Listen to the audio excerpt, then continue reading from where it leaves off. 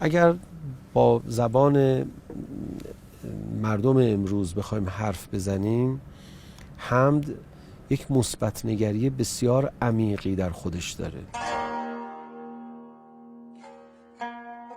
دعا مال آدمای منفی نیست و اگر کسی روحیه منفی داره و نگاه منفی به عالم داره، انقدر باید با حمد تکرار بکنه و تلقین کنه شکر خدا رو به خودش تا از اون حالت منفی در بیاد، به یک حالت مثبت برسه، بعد از خدا تقاضا بکنه. ادب دعا این است که ابتدا تشکر کنید از خدا. در دعا ما به ذکر نداشتنهای خودمون، به ذکر اموری که نیاز داریم و ازش محرومیم میپردازیم.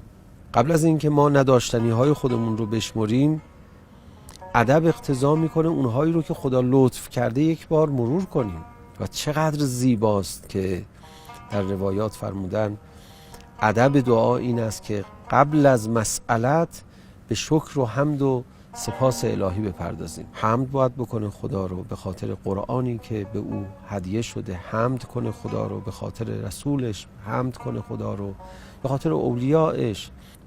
وقتی ما در محضر پروردگار عالم میریم تشکر میکنیم، این تشکر اثر وضعی داره، همون آن نعمت رو انگار زیاد میکنه، برکت یک نعمتی رو برای ما افزایش میده.